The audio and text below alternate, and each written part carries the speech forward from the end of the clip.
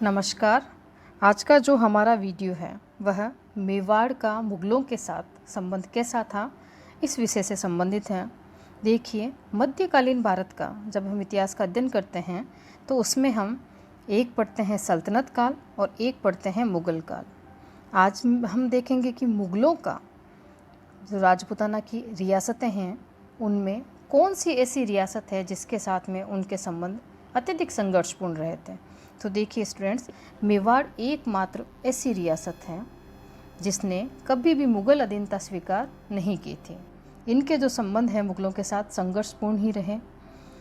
मुग़ल काल जब प्रारंभ होता है, मुग़लों का आगमन या फिर इनकी भारत में स्थापना 1526 ईस्वी मानी जाती है। कब? 1526। जब इनका यहाँ पर आगमन हो रहा है उस समय जो मेवाड़ का शासक है वह हमारे हैं महाराणा सांगा। महान शासक है, महाराणा संग्राम सिंह इनका पूरा नाम है। कहा जाता है कर्नल जेम्स टोड ने इन्हें सैनिकों का भग्नावशेष भी कहकर के संबोधित किया है।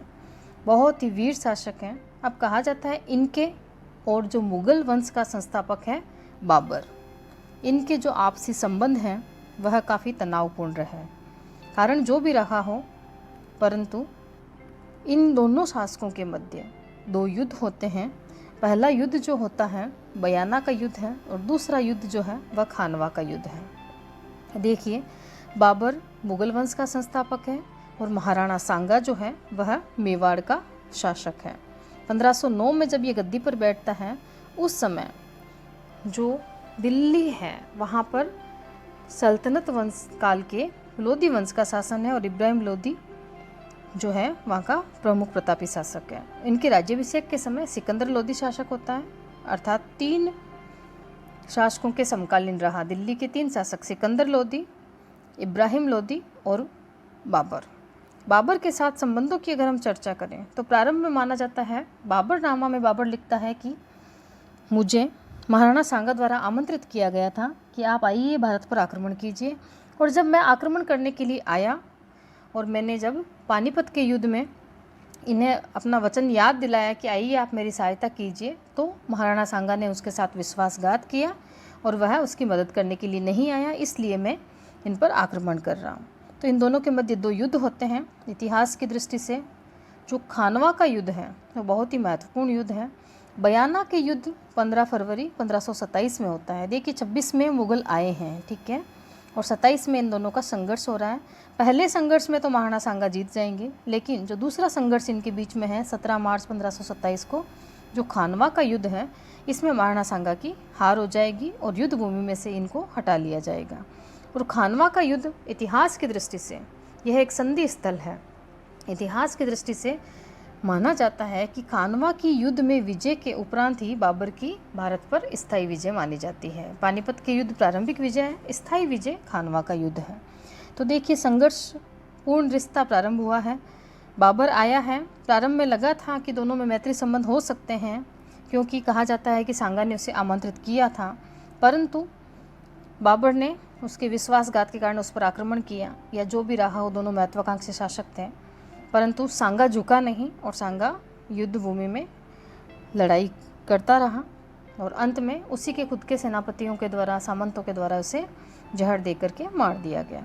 महाराणा सांगा की जब मृत्यु हो रही है तो उसका पुत्र जो है महाराणा विक्रमादित्य, वह अल्पावस्था में है, इसलिए रानी कर्णावती उसकी संरक्षिका बन जाएगी और महाराणा विक्रमादित्य शासक बन जाएगा। तो हम देखो दूसरा शासक ले रहे हैं, हम बात कर रहे हैं महाराणा विक्रमादित्य की, ठीक है। सांगा के पुत्र हैं ये और हुमायूं, क्योंकि बाबर भी 1530 में मर चुका है। देखिए, सांगा 1528 में मर चुका है और बाबर 1530 में मर चुका है। उसकी मृत्यु के उपरांत विक्रमादित्य शासक बन रहा है। किसके संरक्षण में? रानी कर्णावती, कर्मावती भी नाम मिलेगा आपको, इसके संरक्षक में वह शासक बन रहा है। अब इसके समय में कहा जाता है हुमायूं के साथ में इनके संबंधों की एक मुग़लों के पास में एक स्वर्णिम अवसर था जब वो राजपूताना रियासत के साथ में मैत्रीपूर्ण संबंध स्थापित कर सकते थे, परंतु यहाँ हुमायूं की एक भूल होती है। कहा जाता है कि मेवाड़ पर गुजरात का आक्रमण होता है और रानी जो कर्णावती कह दीजिए आप, चाहे कर्मावती कह दीजिए, उसके द्वारा 1534 ईस्वी में हुमायूं को राखी भेजी गई। राखी भेजने का मतलब यह होता है कि आप मेरी रक्षा कीजिए, या फिर अपनी तरफ से वह मित्रतापूर्ण संबंध बनाने की कोशिश कर रही हैं। परंतु इस समय जब ये राजपूताना के साथ में हुमायूं अपने अच्छे संबंध बना सकता था, परंतु हुमायूं इस राखी के उत्तर में न तो स्वयं आया और न ही कोई सहायता भेजी। ठीक है, इस कारण 1534 में चित्तौड़गढ़ में दूसरा साका भी हो जाएगा। तो विक्रमादित्य का समकालीन हुमायूं रहता है। एक छोटा सा प्रयास है रानी कर्णावती का, परंतु असफल प्रयास है। आपस में कोई इनके संबंध मैत्रीपूर्ण नहीं बन पाए थे। अगले शासक की बात करें, तीसरे शासक की, महाराणा उदय सिंह। देखिए, महाराणा उदय सिंह यह और अकबर आपस में समकालीन हैं। महाराणा उदय सिंह, विक्रमादित्य की मृत्यु हो जाएगी, बनवीर कर देगा उसकी हत्या, और उदय सिंह को पन्नाधाय बचा लेंगे और यहाँ से ले जाएंगे। देखिए स्टूडेंट, मेवाड़ का जो इतिहास है उसके बारे में मैंने अलग से पार्ट वाइज 4 पार्ट में एक वीडियो बनाया है। आप इनकी अगर विस्तार से जानना चाहते हैं, क्या कौन विक्रमादित्य था, क्या रानी कर्णावती थी, कितने गुजरात ने आक्रमण किए थे, कब कब साके हुए थे, उन सब के वीडियो अलग से बने हुए हैं, आप वहाँ पर जाकर के देख सकते हैं। यहाँ पर हम सिर्फ मुगलों के साथ इनके संबंध कैसे रहे थे उन्हीं पर चर्चा करेंगे। ठीक है, तो उदय सिंह की बात करते हैं। तो उदय सिंह मावली के युद्ध में बनवीर को पराजित कर देगा और शासक बन जाएगा 1540 में। जब यह शासक बन रहा है, और इसका जो समकालीन मुगल शासक जो है वह अकबर है। अकबर के साथ में इसके संबंध कैसे रहेंगे, वही संघर्षपूर्ण संबंध रहे हैं। देखिए, उदय सिंह मेवाड़ का शासक, अकबर मुगल शासक। इनके समय में जब अकबर 1567-68 में, कब 1567-68 में आक्रमण करेगा चित्तौड़गढ़ पर, उस समय कहा जाता है कि चित्तौड़गढ़ का जो अंतिम साका हुआ था, अर्थात तीसरा साका होगा इस समय। जयमल और पत्ता, ये 2 महान सेनापति हैं, महान योद्धा हैं। यह दोनों चित्तौड़गढ़ की रक्षा करते हुए मारे जाएंगे, और इनकी वीरता से प्रसन्न होकर के अकबर के द्वारा आगरा के किले के सामने इनकी गजारूढ़ मूर्तियां भी बनवाई जाएगी। अकबर के द्वारा इस विजय के उपलक्ष्य में फतेहानामा तैयार करवाया गया। फैजी ने तैयार किया था ये फतेहानामा। प्रश्न बनता है, तो देखिए उदय सिंह ने भी संघर्ष का रास्ता ही चुना है, उसने मुगल अधीनता स्वीकार नहीं की है। अब तक हम बात करें भारत के परिप्रेक्ष्य में, भारत में हम देखते हैं कि राजपूताना की कौन सी रियासत है, राजपूताना की रियासत है आमेर, जिसने मुगल अधीनता स्वीकार कर ली है 1562 में। ठीक है, और 1570 में जो अकबर के द्वारा मुगल दरबार लगाया गया था नागौर के अंदर, और उस समय अन्य रियासतें भी उसका आधिपत्य स्वीकार कर चुकी है, परंतु महाराणा उदय सिंह, जिन्होंने जैसे महाराणा सांगा आए हैं आगे, अधीनता स्वीकार नहीं की, वैसे ही उदय सिंह ने भी मुगलों की अधीनता जो है वह स्वीकार नहीं की है। नेक्स्ट हम बात करते हैं महाराणा प्रताप की। देखिए, महाराणा प्रताप, उन्होंने भी संघर्ष का रास्ता ही चुना। उनके सामने भी मुगल अधीनता स्वीकार करके राजसी ठाट बाट से जीवन यापन करने का एक ऑप्शन था उनके सामने, परंतु उन्होंने संघर्ष का रास्ता चुना। तो देखिए, महाराणा प्रताप 1572 में उदय सिंह की मृत्यु के उपरांत शासक बनेंगे और 1597 तक शासन करेंगे। 72 से लेकर के 76 के मध्य ये सीक्वेंस में शिष्टमंडल भेजता है अकबर। अकबर का उदय सिंह के साथ में भी संघर्ष हुआ था, और अकबर का महाराणा प्रताप के साथ में भी संघर्ष रहा था। तो अकबर जो है 4 शिष्टमंडल भेजता है। शिष्टमंडल से तात्पर्य है कि अपने दूत भेजता है कि कैसे भी करके महाराणा प्रताप उसकी अधीनता स्वीकार कर लें, क्योंकि मैं बता चुकी हूँ 1570 में अधिकांश राजपूताना की रियासतें मुगल अधीनता स्वीकार कर चुकी है, परंतु मेवाड़ रियासत के अलावा। अब चारों का क्रम क्या है, सबसे पहले आता है जलाल खां कोरची, फिर आता है मान सिंह, फिर आता है भगवंत दास, और फिर आता है टोडरमल। 4 शिष्टमंडल आते हैं, चारों का क्रम भी पूछा जाता है। जय माँ भाटो, पहला अक्षर अपन को लेना है इनका और याद करना है। महाराणा प्रताप और अकबर दोनों के मध्य जब चारों शिष्टमंडल असफल हो जाएंगे तो संघर्ष तो स्वाभाविक ही था। तो इन दोनों के मध्य जो महान युद्ध हुआ है, जिसके कई सारे आपको उपनाम मिलते हैं, खमनोर का युद्ध, गोगुंदा का युद्ध, लोहा सिंह गांव का युद्ध, हल्दी घाटी का युद्ध। देखिए, हल्दी घाटी का युद्ध जो है महाराणा प्रताप की सेना और अकबर की सेना के मध्य हो रहा है। 18 जून 1576 को हो रहा है। बहुत महान युद्ध है, परंतु अनिर्णायक युद्ध है, क्योंकि कोई निर्णायक इसमें परिणाम नहीं निकला। उसके बाद में शाहबाज खां नाम का एक अकबर का सेनापति है, जिसे 3 बार अकबर महाराणा प्रताप को दबाने के लिए भेजेगा। उसके बाद में 1582 में एक दिवेर का युद्ध होता है। देखिए, हल्दी घाटी को कर्नल जेम्स टोड के द्वारा मेवाड़ की थर्मोपल्ली कहा गया है और दिवेर को कर्नल जेम्स टोड के द्वारा मेवाड़ का मैराथन कहा गया है। तो दिवेर का युद्ध जो 1582 में होता है, यह प्रताप के पॉइंट ऑफ व्यू से देखें तो बहुत ही अच्छा युद्ध होता है, क्योंकि इस युद्ध के बाद में, इस युद्ध के परिणाम ऐसे होते हैं, इस युद्ध के बाद में कभी भी महाराणा प्रताप ने पीछे मुड़ करके नहीं देखा।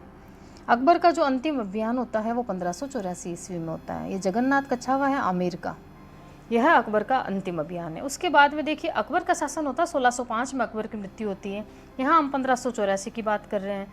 अकबर ने स्वयं ने ही राजपुताना की तरफ ध्यान नहीं दिया, क्योंकि उसने अपनी दक्षिण नीति स्टार्ट कर ली थी। वो दक्षिण के राज्यों में बिजी हो गया था, इस कारण उसने यहाँ पर कोई अभियान भेजा ही नहीं। और यह मौका महाराणा प्रताप के पास में था और उसने समस्त 3 स्थानों को छोड़ दीजिए, चित्तौड़गढ़, अजमेर और मांडलगढ़ को, समस्त क्षेत्र पर अपना अधिकार कर लिया था। परंतु चित्तौड़गढ़ पर अधिकार वह नहीं कर पाया। 1597 में हम बात करते हैं कि महाराणा प्रताप की मृत्यु हो जाती है धनुष पर प्रतिशत चढ़ाते हुए 19 जनवरी को। ठीक है, तो महाराणा प्रताप और अकबर के संबंध कैसे रहे, हम सारांश के रूप में कह सकते हैं संघर्षपूर्ण संबंध थे। अब देखिए, संघर्ष प्रारंभ हुआ है, हमने बात की 1526 में जब मुगल स्थापत्य हो रहा है, 1527 में जब खानवा का युद्ध हो रहा है, वह संघर्ष प्रारंभ हो चुका है। 1527 से देखिए आप 1597 आ चुका है, अब तक संघर्ष चल रहा है। ठीक है, मुगलों की तरफ से अभियान आ रहे हैं, कुछ न कुछ प्रयास किया जा रहा है, चाहे अधीनता स्वीकार कर लो, चाहे युद्ध करके दबा लो, परंतु अभी मुगल भी सफल नहीं हो रहे हैं। और मेवाड़ के शासकों में भी ये नहीं है कि वो मुगल सत्ता को हटा सके। ठीक है, अगला जो हमारा शासक आता है महाराणा प्रताप का जो पुत्र है महाराणा अमर सिंह। इसके जो संबंध रहेंगे वो जहांगीर के साथ में रहेंगे। 1605 में देखिए अकबर की मृत्यु हो जाएगी और जहांगीर शासक बन जाएगा, और इधर महाराणा प्रताप की मृत्यु हो जाएगी 1597 में और अमर सिंह शासक बन जाएगा। परंतु होता क्या है कि अमर सिंह के जो सेनापति है, जो सामंत हैं, जो उनके आसपास के परगने हैं, वह मेवाड़ का मुगलों के साथ जो संघर्ष चल रहा है उसमें भाग लेने के कारण काफ़ी क्षीण अवस्था में हो चुके हैं। इस कारण अमर सिंह पर यह दबाव था, और जहांगीर के एक अभियान आने पर जो एक खुर्रम के प्रयासों से इन दोनों के मध्य एक संधि हो जाएगी। जो संघर्ष सांगा के समय प्रारंभ हुआ था वह 1615 की मेवाड़ मुगल संधि के तहत समाप्त हो जाएगा। तो मेवाड़ मुगल संधि इतिहास में बहुत इम्पोर्टेंट है। जो राज सिंह की राज प्रशस्ति है उस पर भी इसका आपको वर्णन मिलता है। क्या है ये संधि, इस पर अलग से वीडियो है, आप उनको मेवाड़ के इतिहास में जाकर के देख सकते हैं। मेवाड़ मुगल संधि किन किन के मध्य हुई, महाराणा अमर सिंह और जहांगीर के मध्य हुई, किसके प्रयासों से हुई, तो खुर्रम, जो कि शाहजहाँ के नाम से बाद में शासक बनेगा, खुर्रम के प्रयासों से हुई। इस संधि के तहत जो राजकुमार कर्ण सिंह होते हैं वह मुगल दरबार में उपस्थित होते हैं। ध्यान देने वाली बात यह है स्टूडेंट्स कि कर्ण सिंह के आगे मैंने लिखा है राजकुमार। तात्पर्य यह है कि मेवाड़ का कोई भी शासक अब तक मुगल दरबार में उपस्थित होकर उनकी अधीनता नहीं मान रहा है। यहाँ पर भी उसका पुत्र प्रतिनिधित्व करने के लिए ज़रूर जा रहा है, परंतु शासक नहीं। यह मेवाड़ मुगल संधि, बहुत सारी बातें हैं मेवाड़ मुगल संधि में, यह इम्पोर्टेंट बात एक उनमें से है कि शासक नहीं गया है, राजकुमार गया है। हम इतिहास में ये भी देखते हैं समय समय पर बहुत सारे दरबार हुए, नागौर दरबार, यहाँ हम मुगल दरबार में उपस्थित होने की बात करते हैं तो राजकुमार को भेज रहे हैं।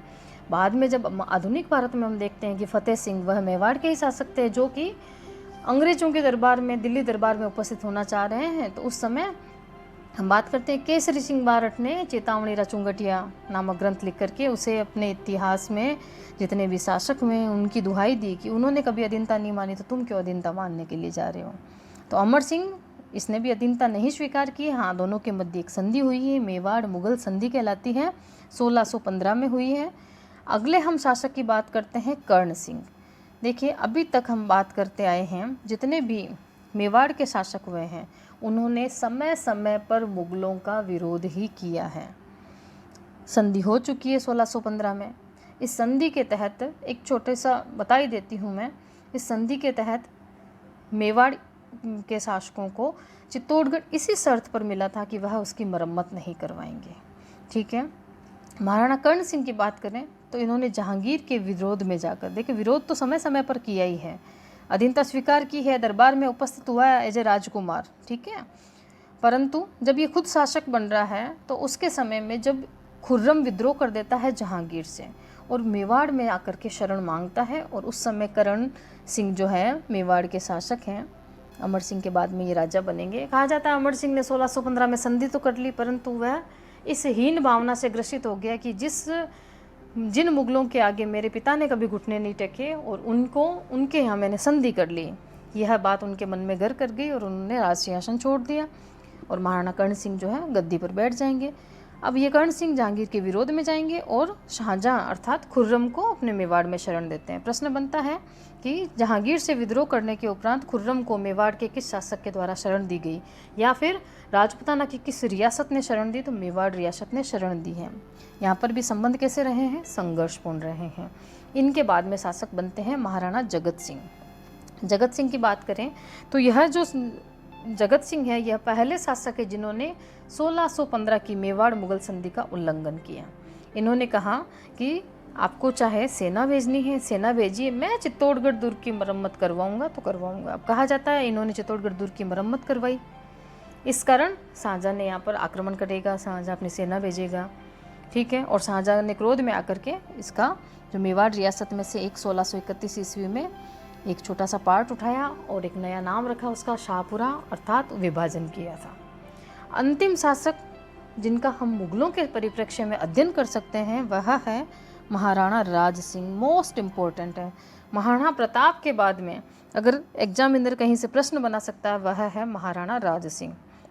इसका जो समकालीन मुगल शासक है वह है औरंगजेब। देखिए महाराणा राज सिंह और औरंगजेब इनके आपसी संबंध कैसे हैं, समय समय पर परिवर्तित होते हैं। देखिए जब उत्तराधिकार संघर्ष हो रहा है औरंगजेब और उसके भाइयों के मध्य, उस समय महाराणा राज सिंह क्या करते हैं, टीका दौड़ का आयोजन करते हैं। एक प्रतियोगिता रखते हैं अपने सामंतों को कि आप जाइए और मुगल थानों को लूटिए। ठीक है। तो टीका दौड़ का आयोजन राज सिंह करते हैं। दूसरा, स्टार्टिंग में हम देखते हैं कि जब औरंगजेब और उसके भाइयों के मध्य उत्तराधिकार संघर्ष हो रहा है दारा शिकोह के मध्य, उस समय दोनों ने इसे आमंत्रित किया था कि हमारी तरफ से युद्ध में भाग लीजिए, लेकिन इसने किसी भी पक्ष का साथ नहीं दिया। इसने कहा जो भी शासक बनता है वह हमें सहर्ष स्वीकार है, मेरे लिए दोनों राजकुमार एक समान है, तो मैं इन दोनों में से किसी का साथ नहीं दूंगा। अब कहा जाता है उसकी इस वीरता के कारण औरंगजेब ने उसे स्टार्टिंग के अंदर कुछ परगने भेंट किए थे और मनसब प्रदान किया था, परंतु एक विवाद हो जाता है चारुमती को लेकर के। किशनगढ़ की राजकुमारी है ये चारुमती। इसके समय में क्या होता है, औरंगजेब की इससे सगाई होती है, परंतु चारुमती मन ही मन अपना पति स्वीकार कर लेती है राज सिंह को। किसे कर लेती है, राज सिंह को, और एक पत्र लिखती है कि मैंने आपका वरण कर लिया और आप आइए और मेरा हरण कीजिए और मुझे ले जाइए। ठीक है। अब कहा जाता है राज सिंह जाएगा और चारुमती को उठा करके ले जाएगा और उससे विवाह कर लेगा। तो इन दोनों के मध्य संघर्ष का कारण बनती है चारुमती। एक आता है बनारस फरमान। औरंगजेब के द्वारा हिंदू देवी देवताओं की मूर्तियां तोड़ने का फरमान था। इस समय बनारस फरमान का उल्लंघन करते हुए राज सिंह ने, जो कि बनारस से आए हुए कुछ व्यक्ति थे, मूर्तियों के साथ आए थे, जैसे सिंहाड़ गांव दिया, कांकरोली में द्वारकाधीश मंदिर वाली मूर्ति है, ऐसे कई उदाहरण मिलते हैं। उनकी मूर्तियां जो है अपनी रियासत में स्थापित करवाई थी। तो बनारस फरमान का भी विरोध किया। अगला इसका विरोध जो औरंगजेब को लेकर के आता है वह है जजिया कर। यह जजिया कर जो है अकबर के द्वारा समाप्त किया गया था और औरंगजेब के समय में इसे पुनः प्रारंभ किया गया था। इस जजिया का राज सिंह ने विरोध किया था कि वह जजिया नहीं देगा, परंतु कहा जाता है कि एक साल के जिस टाइम जजिया लागू हुआ 1669 में और इसकी मृत्यु हो गई। ठीक है। 1680 में 79 में ये विरोध होता है और मृत्यु हो जाएगी, तो ज़्यादा विरोध नहीं कर पाए थे, परंतु समय समय पर हम यह देखते हैं कि जब जब औरंगजेब की कोई नीति आती है उसका विरोध राज सिंह करते हैं। औरंगजेब मुगल शासकों में हम कहते हैं कि अंतिम प्रतापी शासक है, क्योंकि इसके पतन के साथ ही मुगलों का पतन प्रारंभ हो गया था। और मुगल मेवाड़ संघर्ष की हम बात करते हैं तो हम महाराणा सांगा से चालू करते हैं और राज सिंह पर समाप्त करते हैं। तो स्टूडेंट्स, यहाँ हमारा एक सारांश रूप में मैं एक लाइन कह सकती हूँ कि मेवाड़ मुगल संबंध आपस में संघर्षपूर्ण थे। Thank you students. इसे बार बार पढ़िए और इन्हें याद करने का प्रयास कीजिए। विस्तृत जानकारी के लिए आप मेवाड़ के इतिहास का जो अलग से वीडियो है उसे देख सकते हैं। धन्यवाद।